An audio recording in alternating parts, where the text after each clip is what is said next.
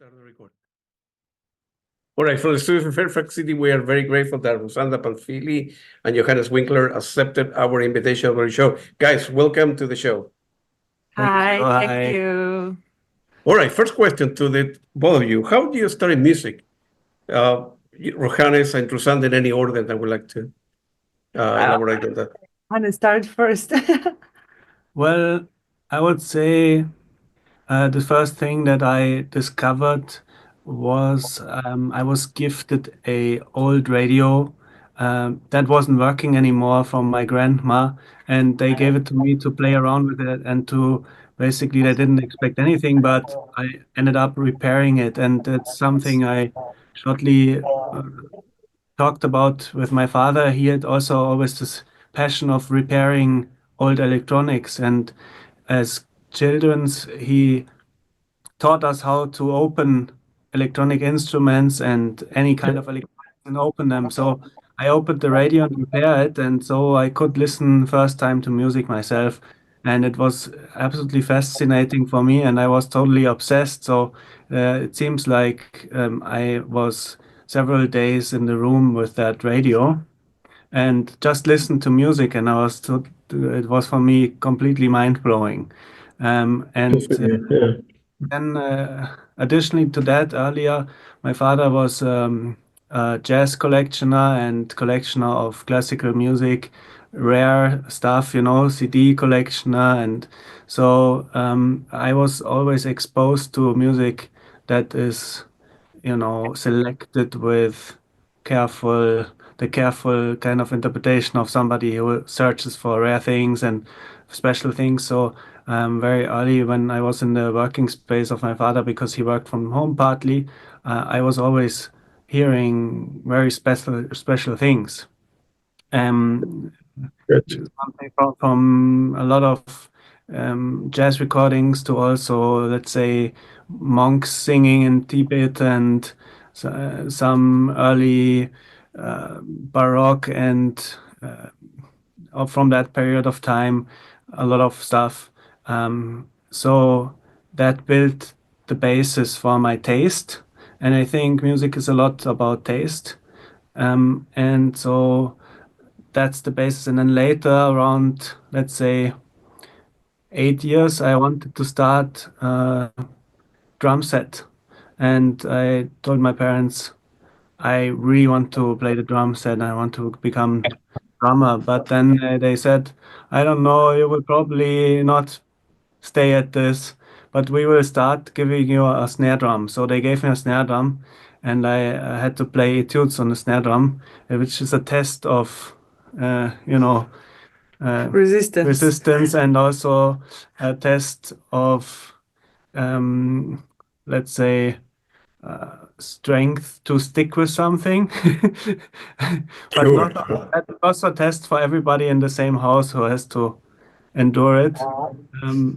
But I did, and then eventually they gave me the rest of the drum set, and then I became obsessed with that and played in bands and stuff like that.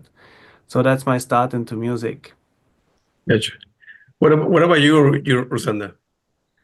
Well, I don't really have anyone in my family who actively performed any kind of instruments or no like active musicians. All of my family members are either teachers or professors, university, like, intellectuals.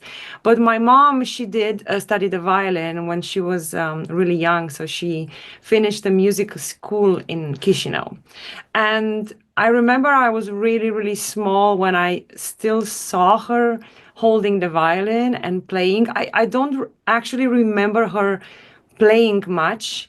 I don't have any recollection of that. But I remember that she looked really beautiful when she held the violin in her hands. And apparently I started imitating her more or less, like using some utensils from the kitchen or things like that.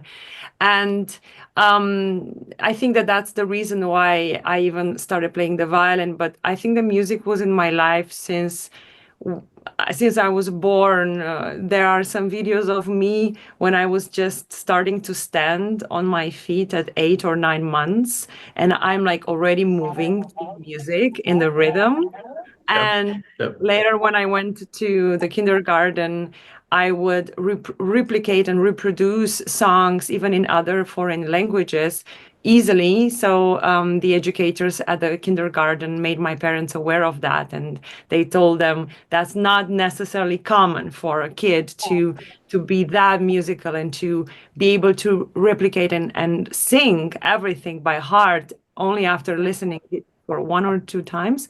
So yeah, they kind of were forced to bring me to the music, although they were all really pretty much against it, because at that time in Bucharest, Romania, Moldova, being a musician meant only two things: maybe being a wedding musician in the end, so that you were not like starving, or just playing an orchestra or so. And that wasn't necessarily a job that was very promising or well paid. Everything in the direction of arts and culture is very difficult. So they were not very happy about that. But they said, well, let's go for it, and then she can maybe do something else later on in life. And yeah, and when I was 11, I already moved to Vienna to study at the Conservatory of Music. So my journey went like very Right. crazy. Yeah. All right. So what do we want to do? I want to ask some questions to Rosanda and then Johannes, and then we will back and forth. And then toward the end, we will talk about the videos and Liber Tango and what is coming for the two of you and so on and so forth. So at the age of 11, it meant that your family moved there, or yourself, you end up moving on your own? Yeah, it was kind of crazy. So It was very difficult. Yeah. it was super difficult. It meant an incredible change in my family's life and in my life. Basically, none of them expected that I will really make it. So there was this idea, let her just do the exam at the conservatory. They were sure I won't make it. So it was more or less like, let's go there and see how other kids play. And when I took the exam, I passed it like unanimously from the whole jury. I didn't even know who I want to study with. We were totally unprepared. We had no idea about Austria or anything like that.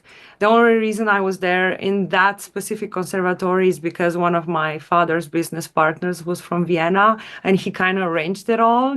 We thought it's fun, And then to become teacher came out immediately after I played the exam, and basically convinced my mom that this is the right thing to do, that I have to come and study in Vienna, because in his opinion, I'm really talented, and he can guide me, and he can bring me to the next level. And it just like, I remember how our lives in 1 or 2 months until the moment where I would have to come and study to Vienna, because the exam was in summer, and then in autumn obviously you have to start already.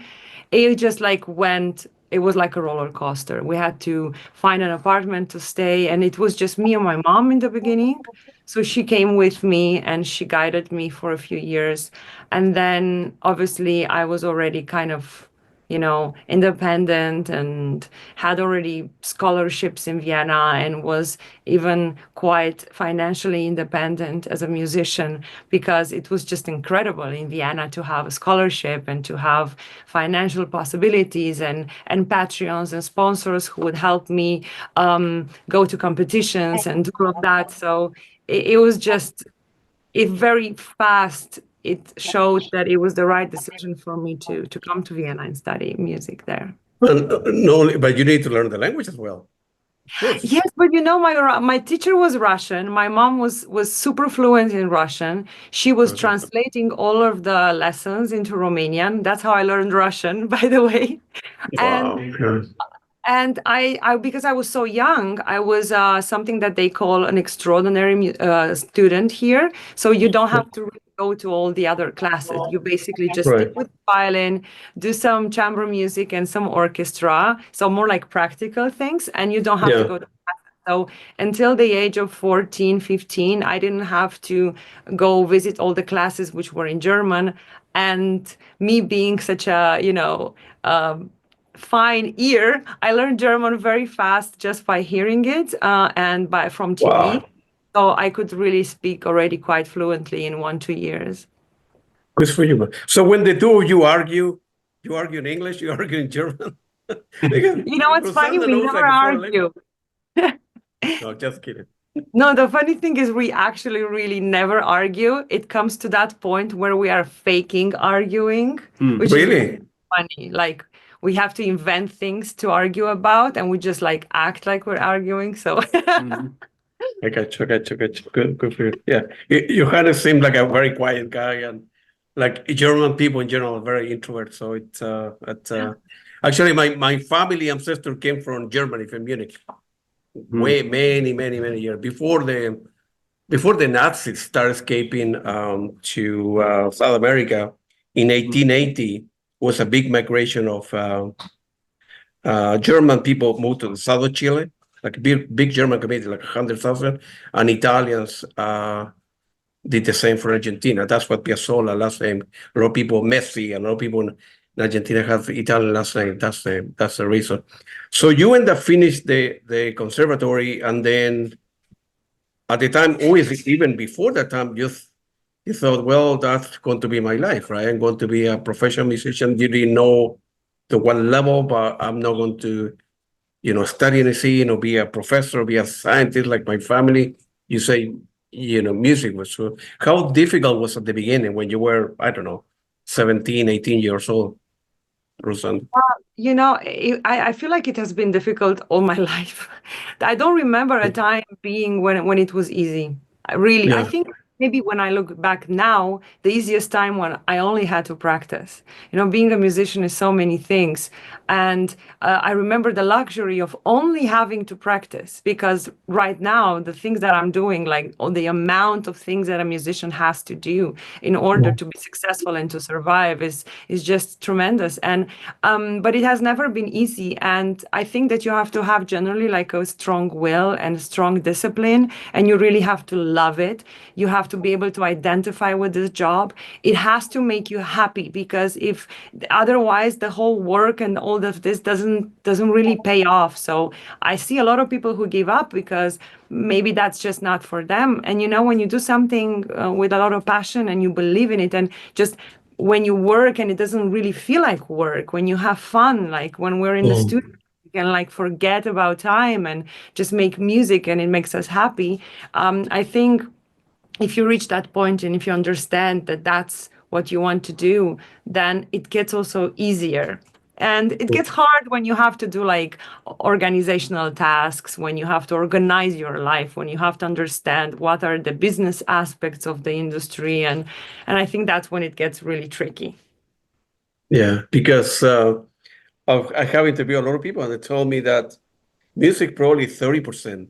The other 70% is booking and rehearsing or management stuff, how you want to pay the bill, how you make money. Makes sense to do this with Zimmer or Bocelli or someone else or whatever. And at the same time, you have a husband at home, I don't want to be that long because I want to meet the guy and so forth. So Exactly.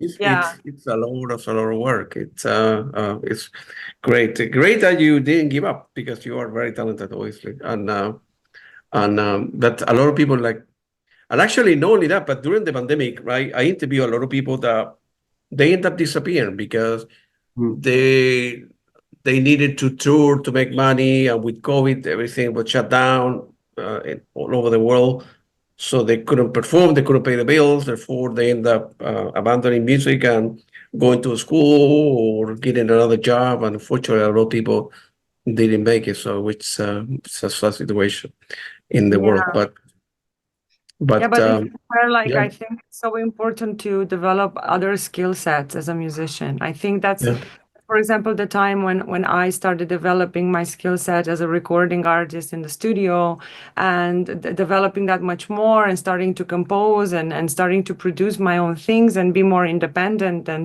I almost think like that time was a blessing for me because I could start learning new things and having more time to develop a lot of the ideas that I had my whole life, but I never had the time to do it. yeah, So for some musicians who were very just like very fixated on only earning their income by performing, I think they were lost. but for those who have always been creative and wanted to do more, and obviously, like, I was lucky that I was already kind of in this scoring industry thanks to Hans, and I had the understanding of, and I had colleagues who were doing it already, who, you know, immediately I gave them a call. Hey, can you help me? What should I do? What do I have to do? And I was not like ashamed to say, I don't know how to do it. I want to learn it. And I remember like the pandemic started, and after 1 month or so, I already had my recording set up and I already had my studio, and I gave a bunch of phone calls to microphone companies and all of that. Hey, can you help me out? Do you want to do a collaboration? All of that. So you have to be so open-minded and to try to get connected and not be afraid to try something new and to fail first really badly, and then sooner or later you get good at it. That's the only way to accomplish anything in life. You need to fail, stand up. And but you have resilience, and you're like a businesswoman too. Tina Wu is the same. I talk to Tina at least once a month. Or Tina is like a businesswoman. If you go to the website, I do this, I sell, I teach, I help you with the branding, and I play music as well. Right? That's the only way you need to make it in music, right? Because otherwise it's very hard. You need to wear, like they say here in the United States, wear many hats, you know, and reinvent yourself, you know, every so often.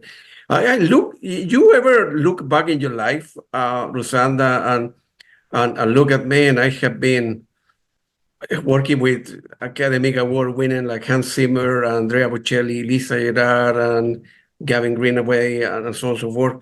It's, you know, did you look back in your life and say, man, sometimes you wake up in a hotel somewhere in the world, I never expected I will, you know, go that far, you know, so. Absolutely. I know, you know, sometimes I pinch myself about where my life is going, and I'm very grateful for everything. And sometimes it strikes me like, oh, wow, I'm actually like, you know, doing all of this and working. These people are not only my stage partners, but they become my friends. And I think, but at the same time, I really feel like I belong there. Like I really feel it in my heart that getting there is also a result of an incredible work, an incredible passion for what I do, and of many people around me who I prove that I want to do this.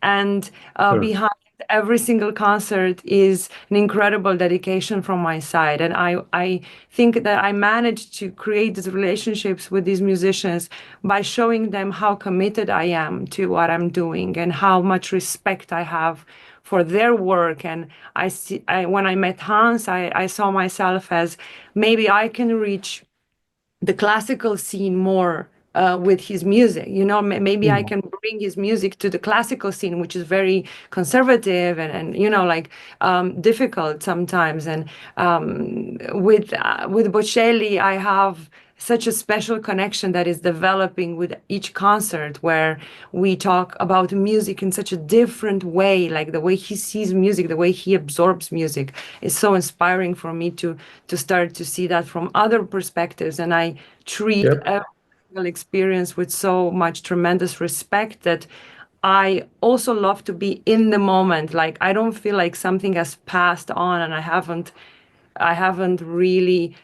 cherished it enough, because I always want to be in the moment and always cherish every single thing that is happening to me. So good for you, Joy. Good for you, man. That's why probably Johannes fall in love with you, because your perseverance and hard work, and you're very attractive, and a combination.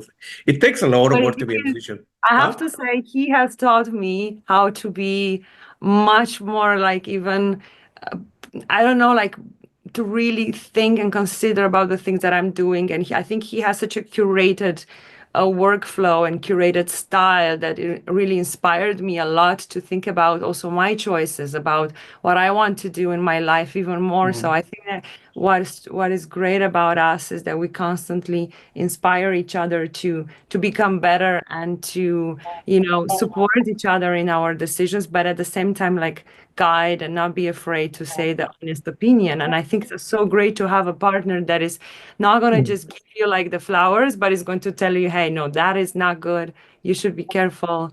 You know, think about it, and to have a good advisor by your side. Yeah, so don't argue, but give an opinion, which is different, right? It's Exactly. sometimes it's not what you say in general, right? In marriage or in life, it's the way that people sometimes say things that's the problem, right? The way that somebody else, right? Johannes may tell Rosanda, I think you're a little bit wrong, or we should change this part, or instead of no, you're wrong, and this is not working, or whatever, right? Sometimes it's the way you say things. All right, now some questions for Johannes as well here. So you began, at the age of 8 or so, began playing flute, piano, drum, percussion, violin, and so forth. And you end up going to university in Vienna, right? And you achieve a master's degree. But before you went to school, when you were the age of 17, 18, do you know that music will become an important part of your life? Because Yes. usually at that age, kids need to make a decision, right? Go to school or not, or his parent will tell you, well, the life of a musician is very difficult. You're not going to make any money. You sleep during the day and you perform during the night. It's crazy life story, but inside of you thought, no, I want to go for it. Yeah. Feel free to, yeah, Let me tell you this. My strength that is now becoming my signature was originally always the most criticized thing, which is you are interested in too many things.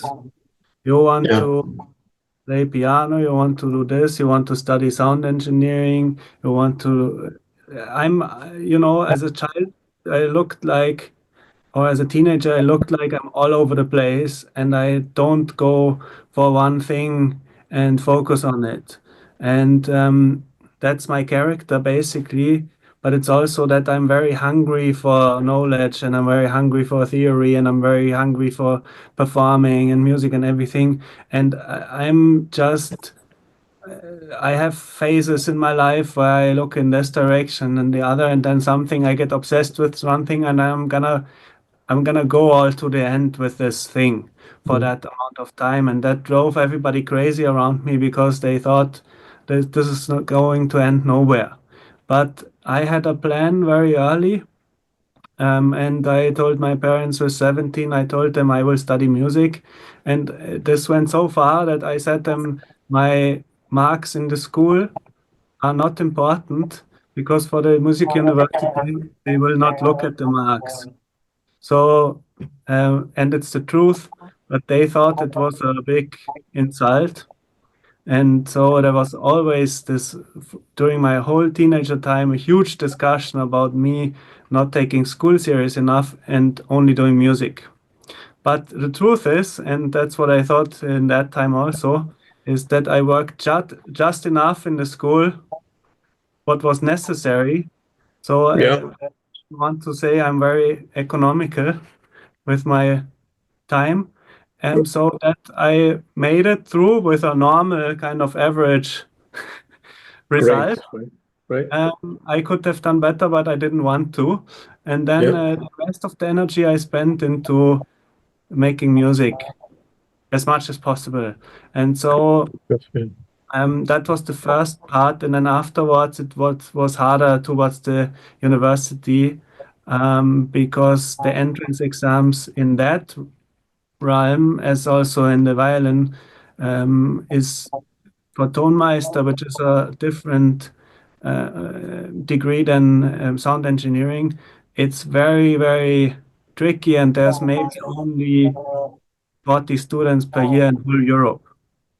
And so there's entrance exam with hundreds of people coming, and they only pick 5. And so that was Wow.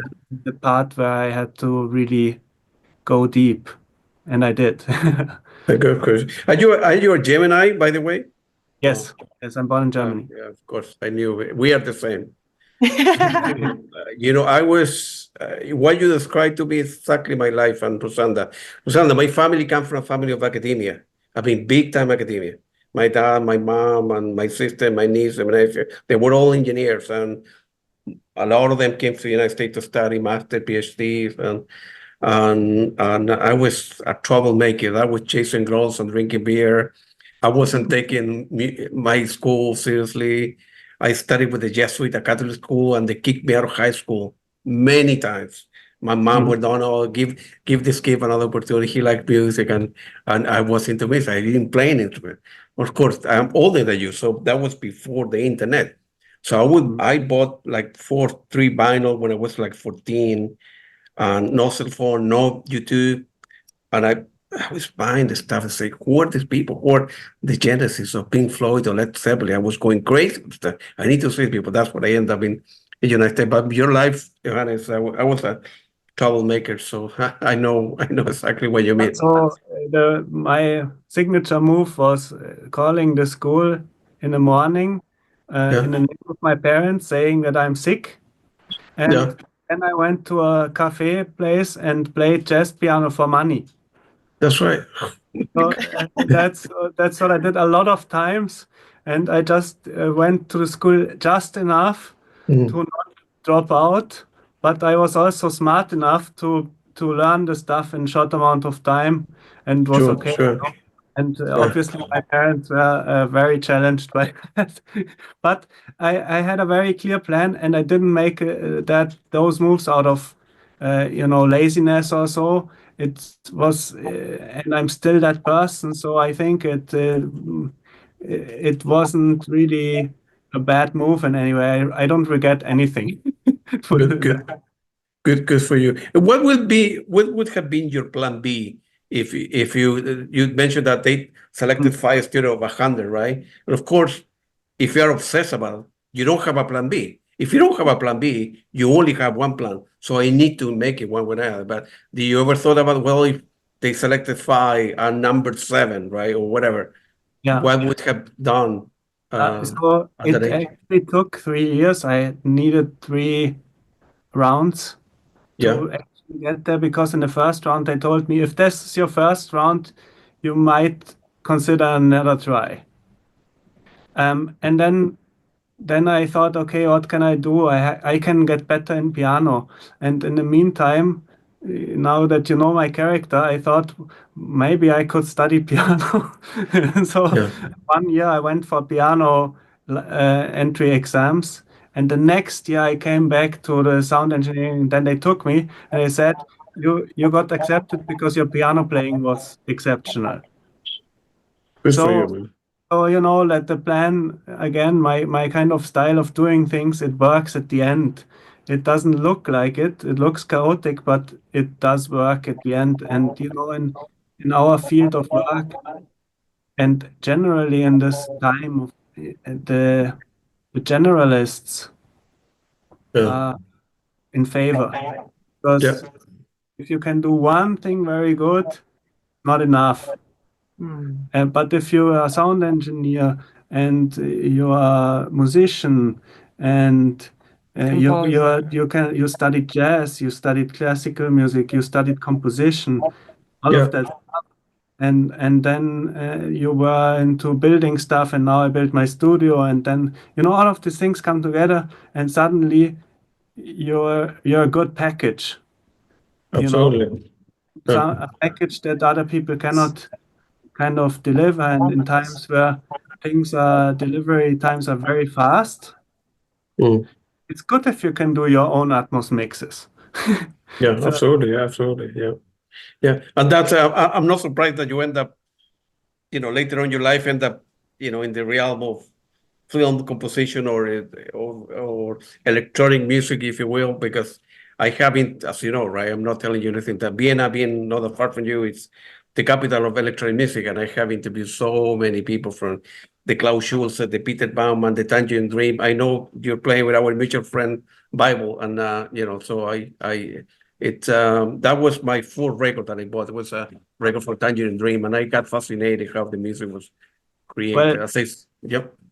Well, it's a fun fact about the house we live in. We found out later that Edgar Bölse, the founding guy from Tangerine Dream, visited regularly here to go and ground himself in the garden, because really needed that for his peace of mind. And so the pre-owner of this house, he had a personal friendship with Edgar Froese. And not Yeah. only that, it gets more interesting too, because the original guitar player from Tangerine Dream also lives in this town, in a small town in Austria.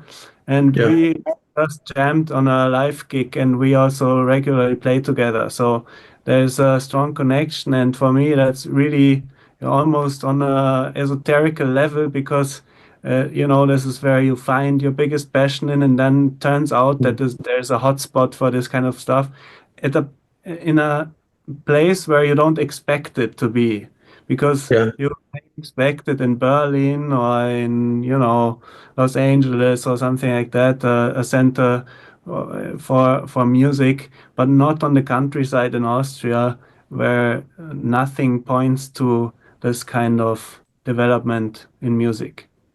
Yeah. Yeah. I don't know if you know Iris Kama or Lindespa, all these people from Tango. Yes.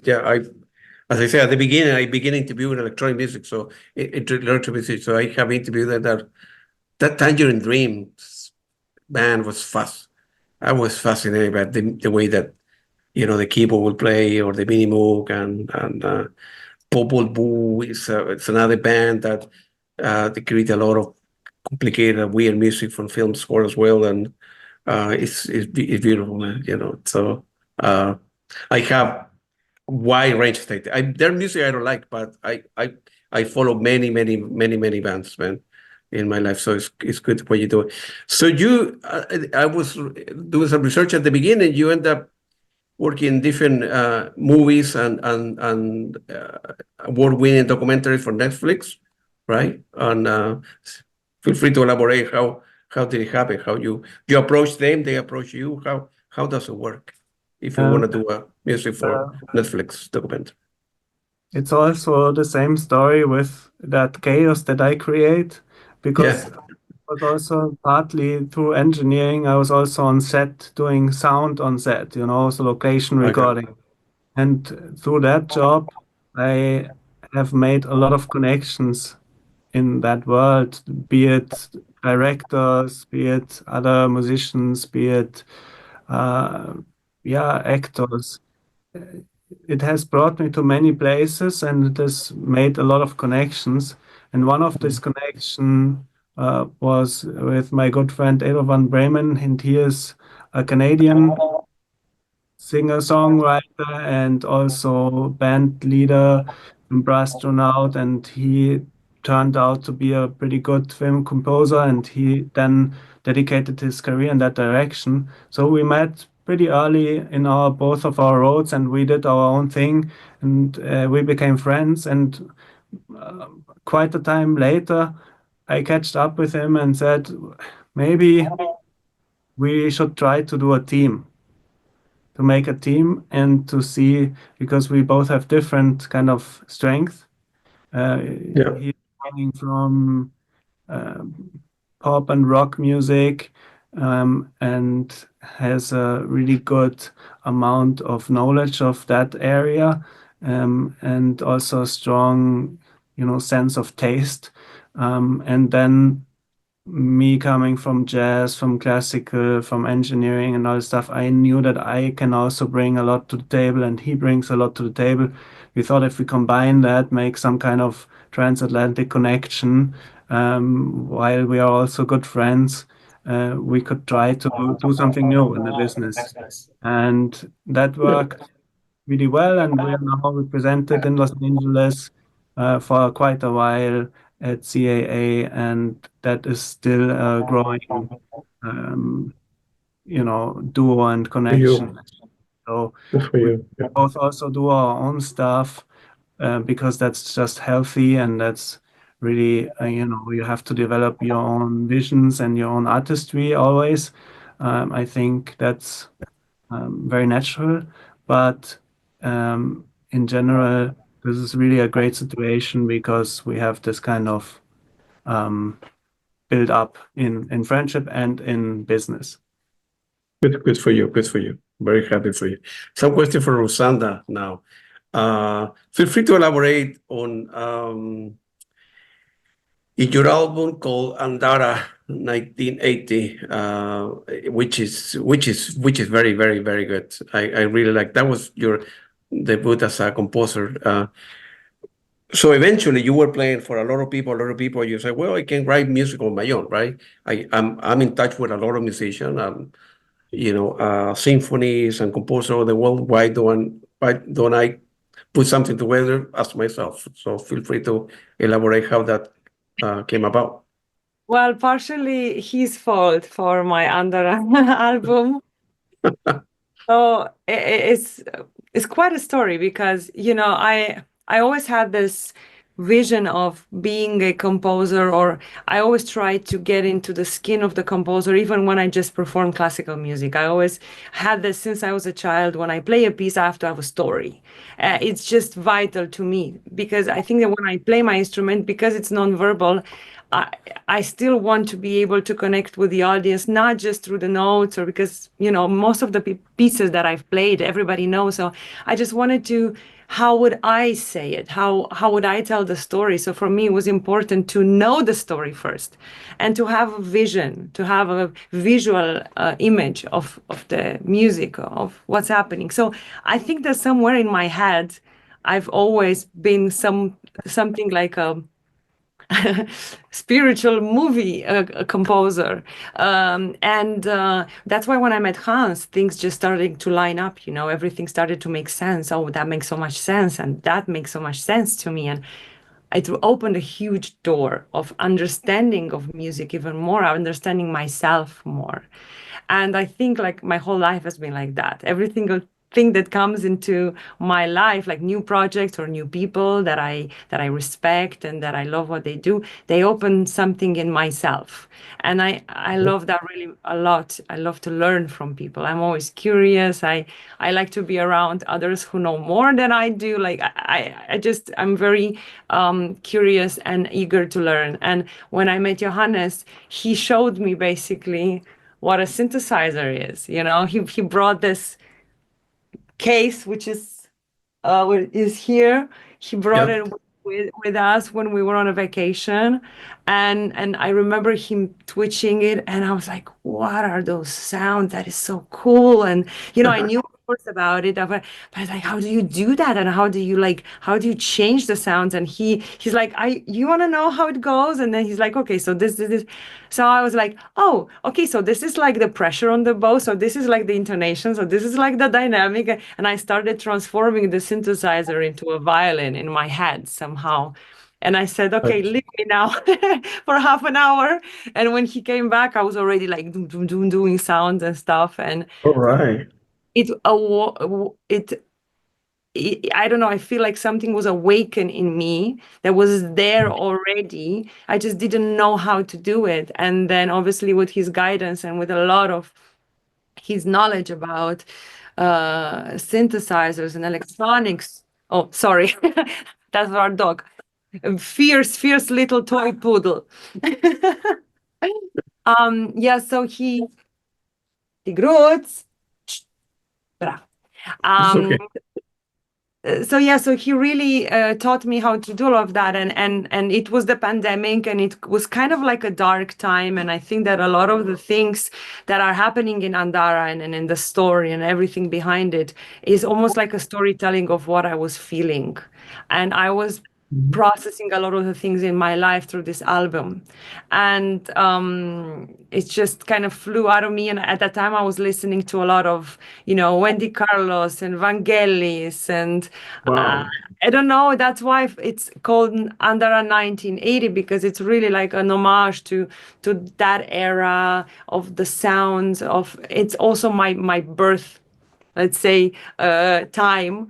And I feel like that album made me be reborn somehow and start a new chapter in my life. And I just like cracked that thing open that was there all the long way. And Yeah, so since then I'm basically fearless because that was the scariest thing I've ever done in my life as a classical musician to bring out a electronic album. It made sense to nobody. And a lot of people even told me not to do it and told me it's a bad idea and you'll get criticized and this is not your specialty. And I really didn't care. I Of just didn't course. care at Yeah. all. I wanted to create something that makes me feel what I felt when I listened to The Dark Side of the Moon for the first time, Yeah. And I was like, what is that? Like I wanted to be able to create that myself. And that's Andrea for me, it's something very, very special. Yeah, great. I'm happy that you mentioned Wendy Carlos as well. So she's one of my heroes. So I'm in the process of trying to interview her. Becoming very difficult. So we'll see what happens. She had isolated from the world for many, many years. So it's going to compete. But I will keep on trying. I will find out in a couple of weeks actually. So Wow. I'm fascinated by her music and her life. Unfortunately, they have a hard time in her life and so forth for personal reasons. But I don't care about her personal life. I mean, she's an unbelievable musician. So so it's amazing. You then later on, Rosanda, you end up creating your personal project, Panfili and Friends. Feel free to elaborate how that came together, which is because it's different from the stuff you have done in the past. So Yeah, so Panfili and Friends is actually my longest project. And album Primul, it was the very first album that I did. And that was, I being born in Moldova and having a very strong heritage with my folk music and loving, and then ending up in a tango group later on and playing some flamenco music as a violinist. Like a lot of the classical repertoire is inspired a lot by Spanish music. And I'm a salsa dancer, and and all of those things. Like a lot of the inspiration comes from folk music to me as well. And I love to connect to various styles of folk music. It makes me feel like I understand more about various cultures as well through the music. And I started working with various musicians who were not necessarily coming from the classical world. They were coming from jazz or from folk. And I really admire them as musicians. And I say, hey, I just want to make music with my friends. I just want to meet up and play whatever we want to play, and let's see what happens. And that's why it was Rusanda Panfili and Friends, and in the end, it just remained Panfili and Friends. And it's really a project that is something that I like, music that I want to play together with my friends, and it's mostly folk-inspired music. And even Hans is he's, you could say, almost like a fan of this project, because after he heard the album and one of the tracks on the album, which is Hora Mărțișorului, it's a really fast track from my country, he loved that so much that he even incorporated into one of his movies that he was working on, Boss Baby 2, the wow, good for you. Yeah.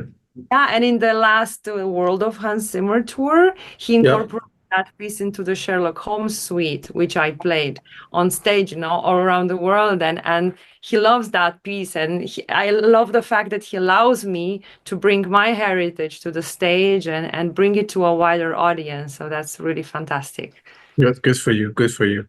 The last question for Rosanda, and then we go back to Johannes, and then some questions for the two of you. So it's another project that you did. Gotta be careful the way I pronounce it. Organismic Experience #1 and #2. I listened to stuff last night actually, and it's very good actually, very good.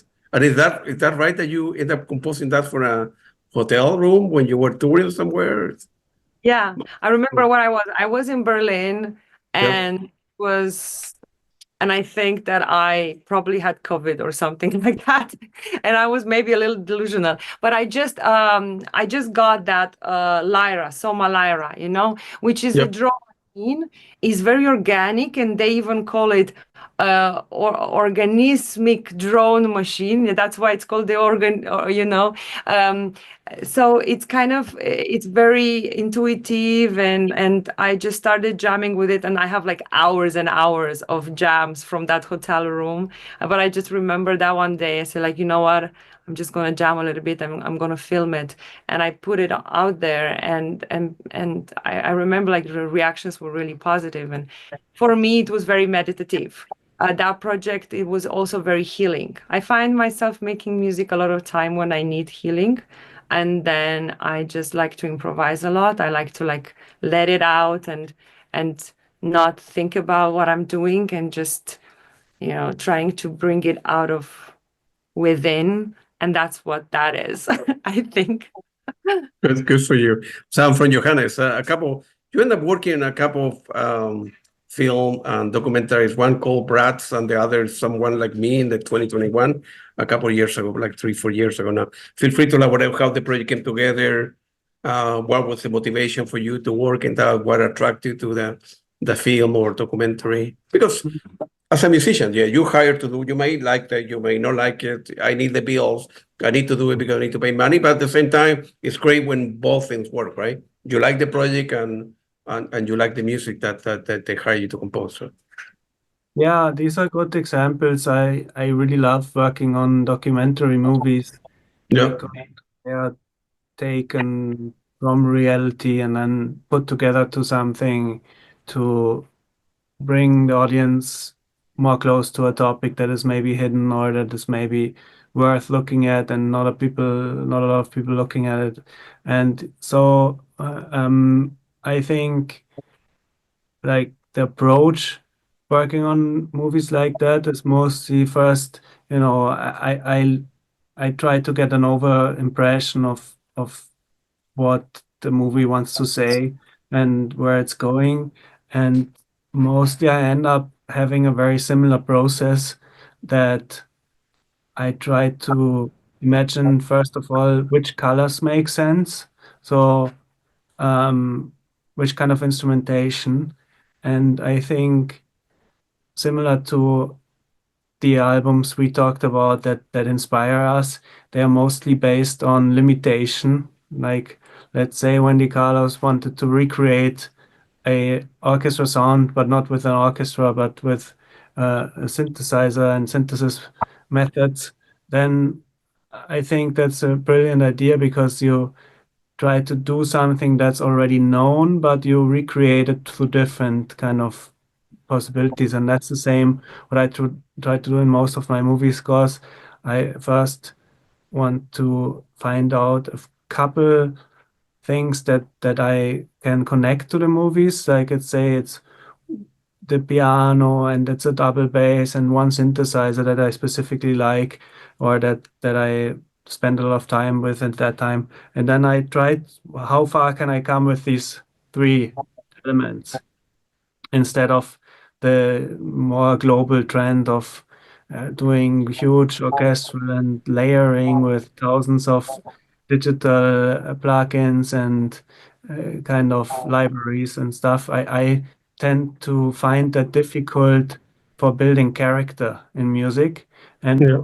I like to have my goal, and I hope I achieve it sometimes, is that my music is recognizable and that it has a specific character. And so the movies always, I try to find out the character of the movie and then mix that with who I am, We got it. Good for you, man. Good for you. You have released a couple, like 3 albums. Very good. I listened to the album Vogel Perspective that was released in 2021, and then you did another album called Resonance in 2022. Feel free to elaborate or have the collaboration. Those are very, very good. Very, very good. So it's So Vogel Perspective was my debut, if you want, and I was always shy to release, and I had a huge resistance internal to release music, which now turns out to be wrong. It's not good to limit yourself, but you don't feel ready, you don't feel like you're good enough, and you don't feel like you're an album is such a strong showcase and such an important part of a career. And if I listen to early albums of people who I admire, I find everything good, you know. It normally, even if it's some kind of more raw, or it's still like the quality is there. So I wanted to wait until I feel ready to deliver that quality. And so Vogel Perspective was the first time that I felt like, okay, I think I can do something now. And I made a pilot license early in my life, paragliding, and I flew a long time. And so I thought that, you know, like I was always fascinated to look at landscape from above, and Vogelperspektive is describing that. It's a German word for bird's view.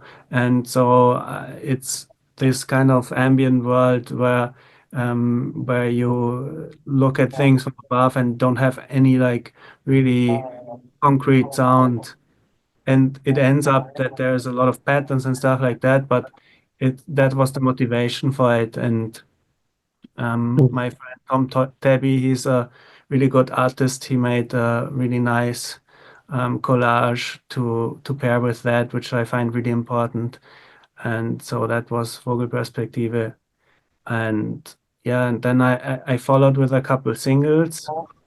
Um, and yeah, Waldboden, the next one, I thought it's the contrast, because I wanted to go into macro perspective on the forest floor, like this kind of realm where you see ants moving around, and where you go into a really microcosm and Yeah.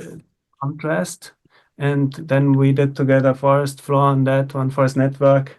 And that is more like really fine structure and these really clear, kind of arpeggiated and moving patterns. And so I wanted to start a series of things that are connected together.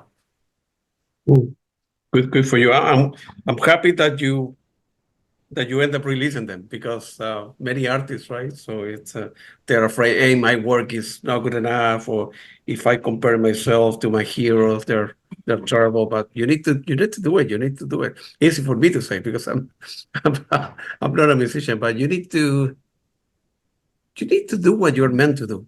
You know, right? In the eyes of society, some people they're going to like your stuff. Some people are not going to like your stuff, but you need to do what makes you happy, independent what everybody thinks or doesn't think about anybody else, like the critics of the world, right? So, so I'm glad that you end up releasing that. Okay, now some question about the two of you. So the track, and of course the video, Fragment. Um, that's a masterpiece. Oh man, I have heard that, listened to a track probably, I don't know, 200 times or something. Or no, yeah, music. Like I told you, Rosanda, music is. I listen to music at least 2 hours a day, for but every day, sometimes more. I mean, music have given me so much satisfaction in my life, and it was for my dad, because my dad had autism. So he told me when they brought me back from the hospital, he put probably jazz or tango or something. I don't know. He mentioned, I don't know if it's true or not, but it's that Fragments is beautiful. The color, the video, very well done. What was the process of creating that kind of stuff? Anybody could answer that. Well, I think that with the two of us, we've been working on this one project where Fragments is a part of it. We've been working on that for a while now, and our goal was to create a really curated sound, a curated vision of what we want to express as artists. We thought about all these details that we love in music. What are the things that we treasure in music? What are the things that we want to say through our music? And we wanted to curate vision and incorporate all of that. That at least for us, it feels like we are giving it justice. And we started by listening to a lot of music together, and talking about it, like, what do you think about this, what do you think about that, or how does it make you feel? So to really like kind of sync our emotions and our taste into this, so that we can collaborate even better on this album. And I think generally we have very similar visions, and our taste always kind of complements. Like, if I come up with an idea, Johannes will come up with something that would complement it. And I think, for me at least, is a very beautiful process that we're doing. And when it was about Fragments, I knew that I want to create a violin piece that is really difficult to play, technical. I wanted to create something that pushes the boundaries of violin playing as well. I wanted to make something where even the listener who doesn't know how difficult it is, even they can feel the strength of the piece, because it's so physical to play it. It's so difficult, but I wanted to make it sound light at the same time. So there were like a lot of challenges for me as an interpreter with that piece. And then we knew that we want to find chord progressions that make you feel elevated, that has some kind of nostalgia, but also makes you feel in the end uplifted by the piece. So that's something that we just worked on, and then searching for the right, sequences on the violin, like for forever. And then also that kind of like irregularity, like when the piece doesn't feel like it's repetitive, like it flows and it always takes you on another turn. And that has to do with a lot of little hidden elements, like incomplete bars or rhythm changes, and also recording it freestyle without a click, like an actual real recording where you won't use this super ultra produced like track,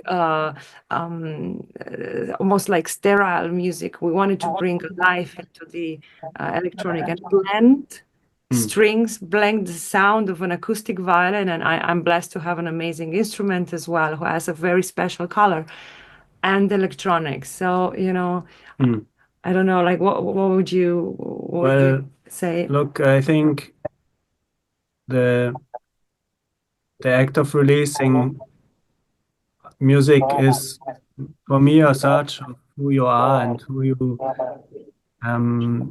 want to represent as a musician. And our albums are both going a little bit through different places because we are probably in the search. And this piece is also part of this journey to find out who we actually are as artists. Because the thing about having a very multifaceted education is that it's really hard to find out how, first of all, who you think you are yourself and what the audience thinks. And if we look at artists like Jacob Collier, who is obviously insanely talented, but also between so many genres that it's really hard to tell if you listen to an album, what is this now? But it just represents his many passions for different things. And it's the same for us. We have so many passions and so many interests that we're probably on a very long trip searching for what we are as artists and what we want to represent. And I think we're finally, like with this piece, we're finding something where a lot of elements come together. It's classical, it's electronic, it's minimal music, there's some jazzy elements in it. There's so Some much baroque some elements baroque in it. elements, and this is Yeah. a result of a very restless process, and I think this, just to give you a bit of back information, this is one piece that results of an album that we are now developing, and this has started as something completely else. Not completely else, it was supposed to be only for string instruments, and then it got mixed with electronic elements, and now it's something completely else, and it's just changing all around. And It helped me a lot to read books like Rick Rubin, who encourages you to stay flexible with your art and not say, the audience, maybe they expect me to do this, or the album, you have to be strong and stay with one product or with one style, otherwise you cannot build up a career. It's more, what we are doing is more like Herbie Hancock, going with the intuition and releasing what we feel strong about. And he also had a lot of hate from the original jazz community, that are not satisfied to be like suddenly electronic music and stuff like that. And but at the end, it pays off. But in the moment, it might seem like a bad idea. But I think that Good. right Yeah, now good. we live in a time where almost everything is being done somehow, and everything has been done somehow. So the best thing that you can do, in my opinion, is just to be yourself and to find your own voice, because that's like your best chance at being unique and who you are. And this is what I think where the search goes for both of us, is the search of who are we. And of course, we're both experimenting a lot, and we're doing like various things in our, I would say, in our professional activity, me as a violinist, Johannes as a composer, and then we get to do things together. But this specific project is, we really wanted to be authentic and to put in what we love and what we stand for, and to show the world also what we can do together. And we love to make music together, and it's almost like a it's like a music love statement from both of us. It's going to be this upcoming album, which is developing really nicely, and we look forward to share it with the world next year. Okay. Well, Sur also is another great track, man. I love their stuff. Yeah, it's very good, very different for the other one. But you guys like rediscovering, re-engaging, redoing the stuff. It's difficult to write music, man. I don't know, for me, it's impossible. And because I discover, you say something important, right? So it's like you, Rosanda, you say, well, people think that there's nothing new or new. I buy a lot of music on a monthly basis. I'm always going to Spotify, another site, to discover new bands, a new way, jazz, rock, Latin music, electronic music, film score. And there's a lot of great music out there, right? And some people are very gifted to gluing things and put it together, or rediscover, or like you mentioned, you had Herbie Hancock, right?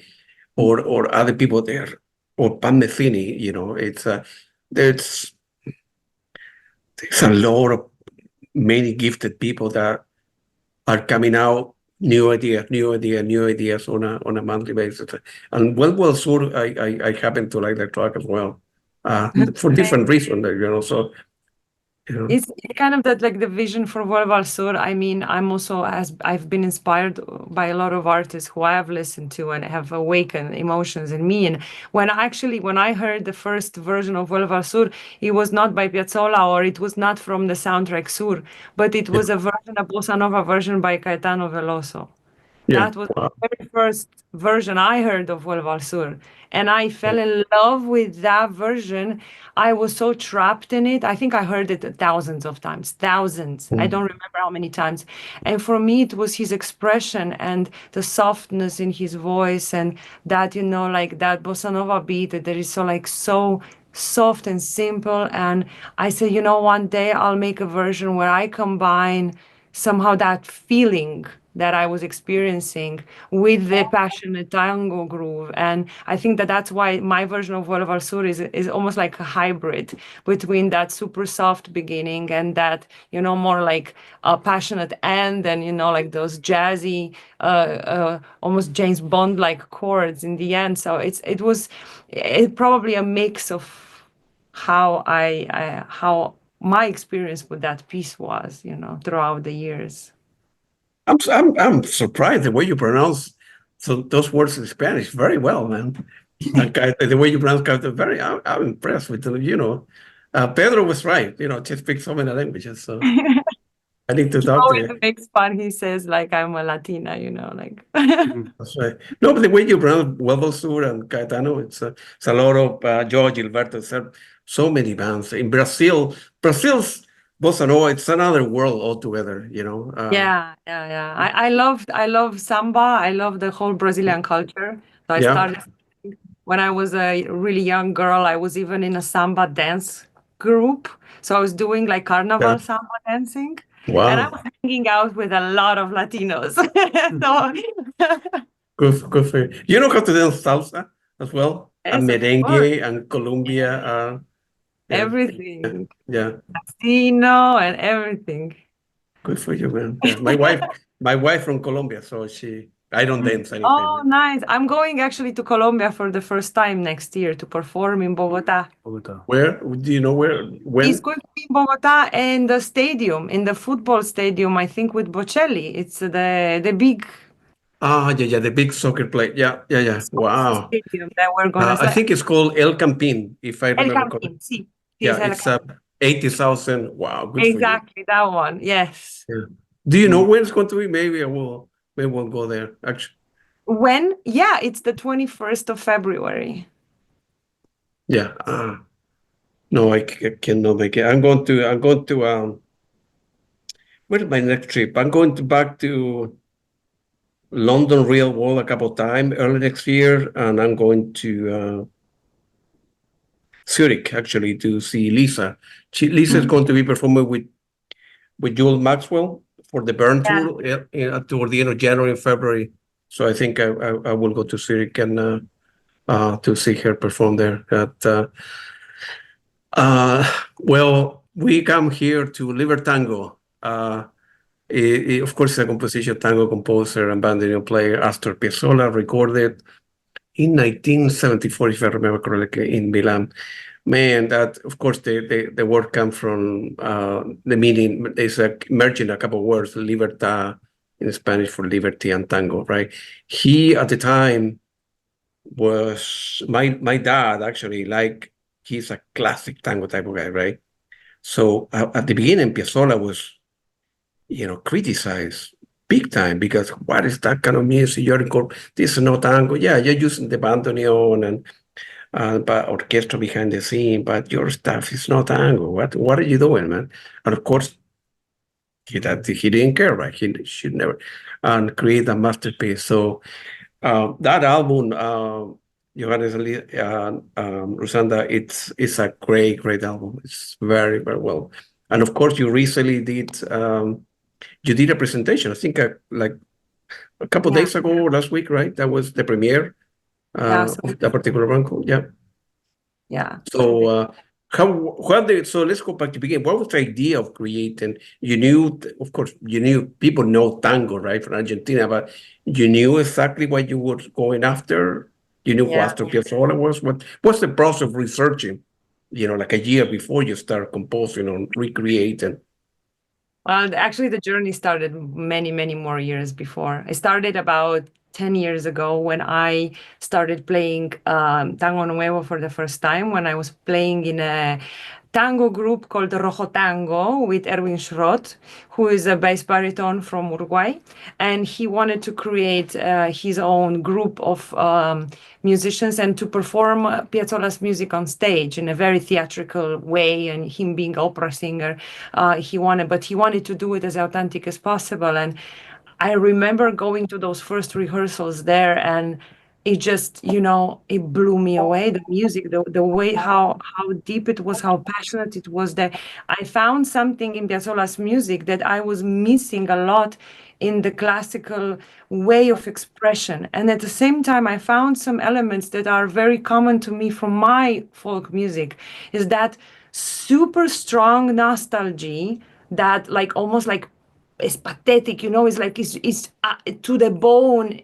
All the emotions are at the highest extremes, and I felt very at peace performing that way because I knew that there are no borders on how I can perform it. And obviously there were so many new technical aspects like the sounds and the rhythms and how to create that with the violin and how to feel the band and how I don't know to tell the story, because I think Piazzolla, first of all, he's a storyteller with his music. All of his songs, they tell us such a strong story. So I became so passionate about it that I wrote my dissertation for my master work at the University of Music about Piazzolla and Tango Nuevo as a new genre in classical music.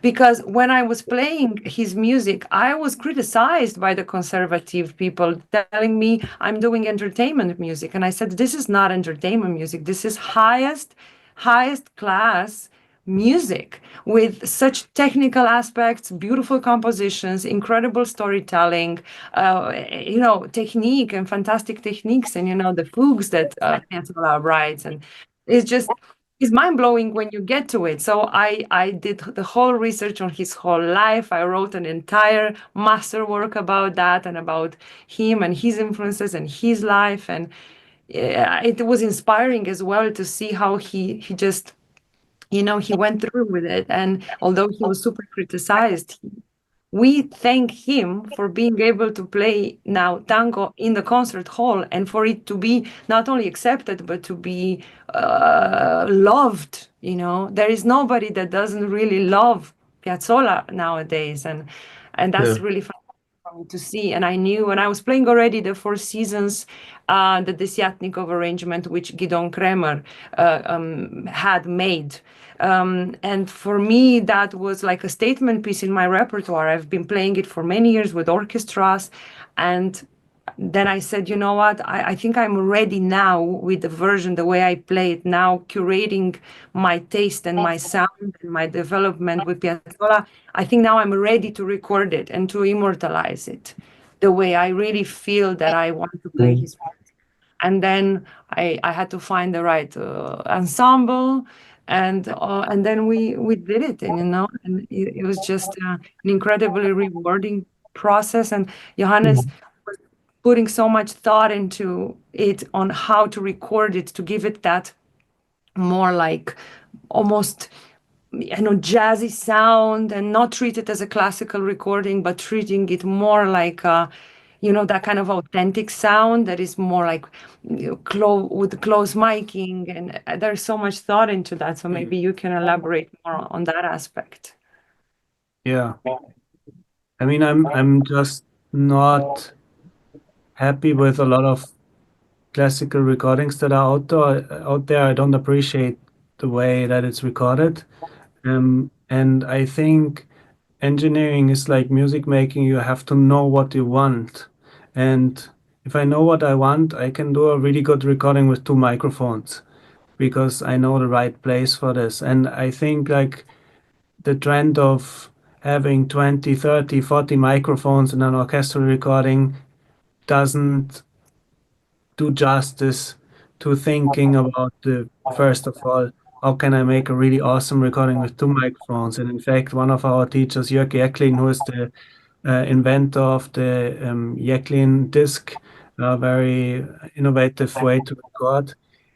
He is a legend, and my other teacher from university is also a legend, multiple Grammy Award winning, worked with people like Karajan, and really, these are legendary people. So we learned in university to actually use our ears and not, a theory of where to put the microphone. So first of all, you have to develop a taste of what you want. And I listen to all the other recordings that exist on this planet on Piazzolla, and I told her, you know what, I don't think any of them are good, so I think I can do it better. And so that's a huge challenge, obviously, but if you know what you want, you can do it. And the first thing was, I said, we cannot work with a conductor, because when we have a conductor, I cannot put the microphones in the middle of your performance. So we have to do it without conductor, first of all. So we threw that person out. It didn't even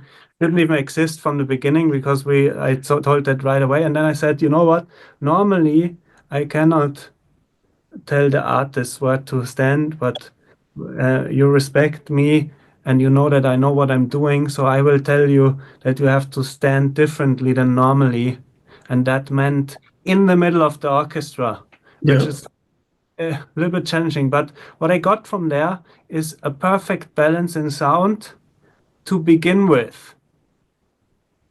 A lot of recordings, you hear the violin on the left side, or it's somewhere in the room, and then there's the orchestra. Nothing is balanced, nothing.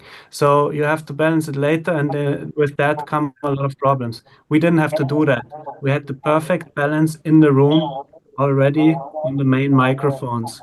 I needed very little other microphones to get the sound that you're listening to. And Wow. that's an old school recording technique from times where you were limited to one microphone, but it makes so much sense.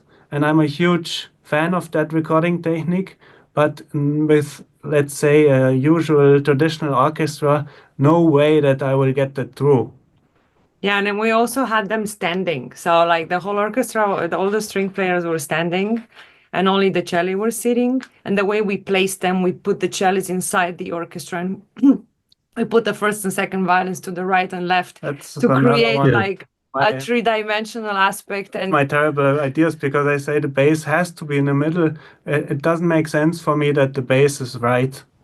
Because in which recording did you ever hear the bass on the right side in, let's say, pop history or in jazz history? It doesn't exist. So I wanted it to be one time right, and that's what we did. Good for you. Good for you. That's an unbelievable album, and of course I love his Astor Piazzolla guy. And I think the premiere was December the 1st, right?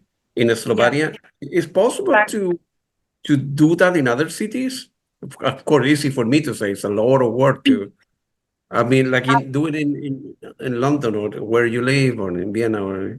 Yeah, absolutely. So there are many aspects about, obviously organizing a concert, but we are doing this concert again at a festival next year, and we are looking for definitely performing this concert concept again, because at the release concert we did several other pieces by Piazzolla that are not on the album, like Esqualo, we did Soledad, we did Yo Soy Maria. We did like a lot of, beautiful pieces that are, we did Chiquilinda Bacin, which are like some of my favorite pieces, but they just didn't fit on a vinyl. So we decided like maybe for the next album. But to play a concert, of course, you need more repertoire. So I'm looking forward to play this repertoire more often in the future.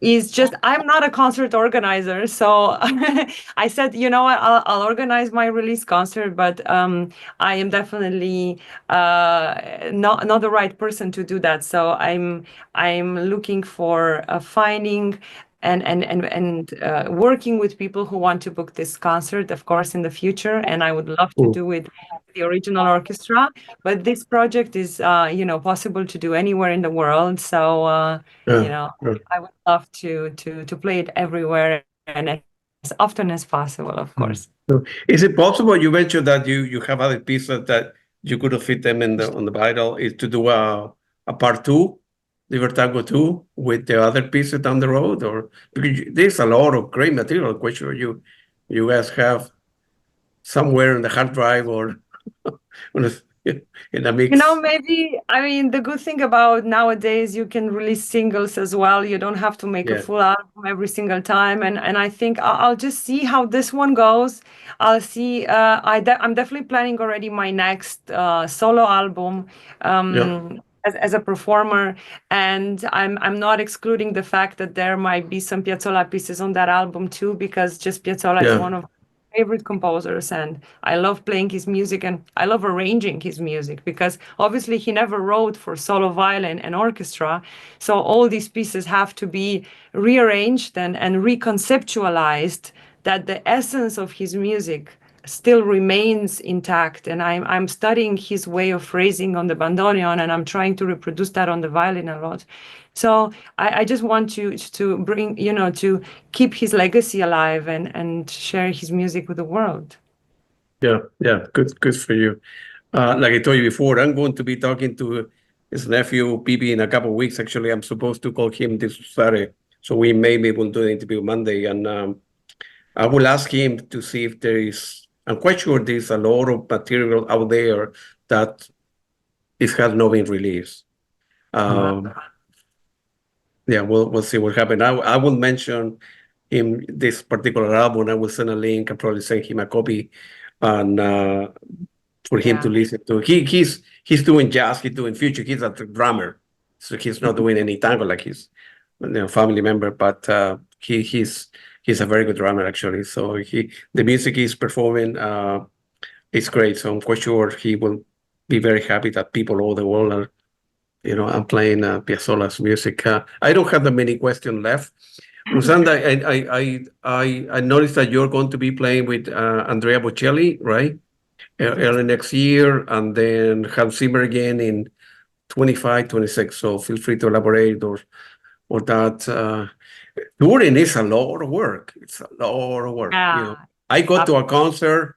Of course, I'm selfish. I want the band or the singer or the pianist, whatever, to be sharp and to be happy and not to be tired. Sometimes we can Zimmer, you go on a bus from one city to another. Perhaps you couldn't have a good night's sleep and you need to do rehearsal 4. You perform at 7 or 8, 7 to 9 or 8 to 10. And then everybody going to the bus. It's like 1 o'clock in the morning, and you drive, and you wake up in a different city. I know what it's like. It's a lot of work. It's a lot of work. It's very exhausting, and it's extremely tiring work to be on tour. You have to be a special kind of person to be able to handle that all, and to handle it to exist. So you don't forget, your wallet or your passport anywhere, but to actually then go on stage each night and perform for 3 hours and perform at your best, because you really want to give each audience the best experience. And that's a huge pressure, and it's a commitment as well. So you have to learn, experience helps you a lot in this, to know how to divide your energy when you're on tour. So to know exactly, if I have to sleep, I have to sleep. I'll do this, I'll do that, because that gives me power, that gives me comfort, and I need that amount of time to rest. I need that amount of time to practice. And if that means missing out on a city and not visiting a certain historical site, then that's it, the way it is. So sometimes I pass through cities, I have no idea how they look like. I only know the inside of my hotel. And that is a commitment as well. And I'm very committed to my job. And it's very tiring, but I get a huge satisfaction from being on stage. I love the connection that I can have with the audience. Performing also these various tours that have such a different kind of dynamic. So being with Bocelli is one dynamic, and being with Hans on stage is one dynamic, and then playing with my band or playing small concerts or Piazzolla. These are all such unique concerts, and I'm so happy that we're going to do also with Johannes a lot of original music in the future. I'm flying tomorrow actually to Moldova, so I'm going to play Fragments also live on stage with an orchestra, because we created an orchestral version as well of Fragments. Wow. And we're going to do that also next year at extremely famous festival called Starmos Festival. Where? La Palma in the Canary Islands in Spain. So it's a huge convention, it's a huge festival, and people like Jean-Michel Jarre and Brian May are performing there, and Brian Eno and Hans, and I'm just very lucky to be one of the special guests there and play some more music from our upcoming album as well. So it's a commitment. To be a performing artist is a commitment, and I think that the beauty about it, working hard at it, is to get to a place where you can do only the things that you really want to do, so that you do maybe a little less, but really highly committed. My absolute dream would be to perform so much more original music in the future, and to have also a little bit more time at home, because these walls, they're really our happy place. We have scored together our first film as well, first soundtrack for a movie produced in Austria and Slovakia that is coming out next year, and Yeah. making music together. So we do Good have for you. kind of like a vision of what we want the future to look like. Good for you. I need to know about, do you know when the festival is going to be in Las Palmas in Spain? Yes, I need to look into April. that because, huh? In April. So end of April. It's the 24th until the 28th of April is the whole festival. Oh. And check it out, Starmus Festival. It's a huge thing actually that has been founded many years ago, and it has to do with science, with space, with astrophysicists. Oh, You must have heard about it because There was a legendary performance from Jean-Michel Jarre in Bratislava, Yeah. really big stage, and I performed there with Hans a few years ago in 2019. And they invited all the Apollo astronauts. So they always have this bridge between science and music, which Yeah. is fascinating, and it's very much on the subject of our next album, which is called, can we say how it's Yeah, called? sure. Yeah, it's called Space Echoes. I got it. Yeah. So it's actually very much infused by a certain machine called the Space Echo delay machine, which I'm sure you're very much aware of. And yeah, that's kind of the color of the album. But Fragments is one of the pieces on this album, and very much inspired by the limitless space in science. Real. Yeah, good for you. Yeah, I think I remember the festival now. I remember because in the latest one, Brian May and Jean-Michel Jarre were together, and there were a lot of astronauts. So science, so sort of science and music, if you will. So I will try to make it. I need to check it out. And Johannes, you've been involved with Dolby's Atmos a lot recently. Is it very difficult to, let's say, create a mix, or like Liber Tango, just to mention an album, and do that particular piece and then remaster that in a Dolby Atmos atmosphere? It's a lot of work. It's very hard to do it. Feel free to elaborate what's the process of doing that. Yeah, I mean, it's always a challenge if you're a one-man show and recording engineer, mixing engineer, mastering engineer.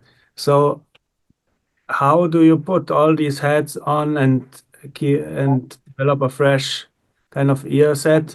They're only possible if you have time, because you can then leave it alone for 1 month or two, and then come back, and when you hear it the first time, you have maybe 5 minutes where you can make decisions that are good, and afterward you're already doomed again. So you have to, if you do a lot of things, and I try to trick myself with these kind of working techniques, so you leave something alone and then you come back to it, and then you have a different hat on. Now you're a mastering engineer, and now you're doing it, and then maybe I export it completely into a different DAW, because I am fluent in many DAWs, and then I work at it from a different angle. So I do every mix, every stage in a different environment, which tricks me a little bit into being then a new kind of character. I'm almost like an actor who has different characters, but the characters are the stages of work in a mix. So one time I'm doing the recording that, in this case, it's really interesting with Liber Tango. We did that actually in pure mix. Sorry. Right. Started to chew on the Moog cables. This software for classical editing, very complicated but very great. Like not complicated in terms of how you work with it, but in terms of how many possibilities you have. We both very much love that software. Then taking it to Nuendo to mix it, then maybe doing a mastering in Pro Tools, and then doing the Dolby Atmos in Logic. Yeah. Not because it's necessary, but because it pushes me to have a new angle. almost like our next step is to put everything on tape and you know, but it's difficult maybe, but also not so difficult if you know a little bit of tricks and you can the art of tricking yourself, you know. Sure, sure, sure. I'm in the process of learning that, so I will send you probably an email in the future once I have my question right. It's, I want to learn. Uh, I don't know exactly where I'm going, but for me the journey is more important, right? So doing the interviews is great. I see a lot of concerts, great. I have a lot of music, it's great. I will continue doing but I want to learn how music is created, what make a great record. I don't know. So that was the motivation for me to go to real world. I'm going to be doing another course at Abbey Road, and I'm going back to another class at the real world studio, and I want to learn more about it. And Dolby happens to be one of the things that I would like to learn. And Yeah. I'm starting from the beginning, right? I don't have I could do something in a particular room or get like a small recording studio and take it from there. And I like complicated, like you. We are very similar. I like complicated stuff. So, people tell me, a lot of people tell me, "No, it's complicated. Don't do this. You know what? Do I don't care what everybody else think. I do it. I go for it. I think That's the way to. one thing I can say with Dolby Atmos is that, and I heard that from other people too, it's really possible to do it on headphones exclusively. Headphone, yeah. And I like the Apple ones because you can switch on head tracking, and that helps so much with Yeah. the movement of the head, and then you have much more control. And the thing about Dolby for me, the Atmos system, there's one very clear goal for me, and the one clear goal for me is it has to be more spectacular than the stereo version and better. So if I have always the master file, the stereo master file in my session, and I compare them back and forth, and there has to be this wow moment when you switch to Dolby Atmos. And if that's not there, then I don't want to mix it and I don't want to finish it. So it's only possible if it's some kind of advantage, and that can be a little bit broader, a little bit more three-dimensional, a little bit Yeah. more like Wow. so if that's my first goal, and then maybe there's a little bit of playing around with some effects, okay, but the goal is to have, and because that's the way I want to listen to it. If I want to listen to a Dolby Atmos, I want it to be very, immersive experience, and it needs to be some kind of advantage, because otherwise I'm Yeah. staying with stereo, you know. Sure. Exactly. It's very easy to fool yourself, right? Yes. Because you're biased, right? You're kind of Yes. mixing and master your own music, right? So it's very easy to fool yourself. If it's a That's recording, the reason why you see a lot of analog gear behind me. It's not because you need analog gear to do a good mastering. It's because it's another stage for me where I commit to certain choices. When I have the digital production, and then I say I switch over to mastering, and I do that almost exclusively on output gear, that pushes me to a different perspective. good for you, man. Okay, Rosanda, Johannes, was very nice talking to you guys. I'm quite sure down the road we'll do a part 2 of this. Good luck with the film score that you mentioned with the new album, the tour and everything, and let me know if anything I can do here to help you out, to promote your new album. If I can put you in touch with any musician out there, because I'm in touch with a lot of different people. Happy to help, and I will see you. I will see you in a concert. Actually, maybe we'll see you in Spain very soon. Yeah. Thank you, and also thank you for your great work. You are so, versatile and you do so many interviews, and I also respect your journey into the sound production world. I hugely support it. So yeah, thank you, Ryan. Man, we live in crazy time. People in Russia and Ukraine killing one another, in Palestine and Israel. I don't understand the world. Maybe we are doomed as society, and with AI would destroy us. I don't know, but music is so beautiful, man. It's put your hands phone and drink a glass of wine or a beer, and then you fly with music, So it's a Absolutely. beautiful thing. Absolutely. It was very nice talking to you guys. Good luck to you. Thank you, same here. Thank Muchas you. gracias. De nada. Hasta luego. Chao. Chao.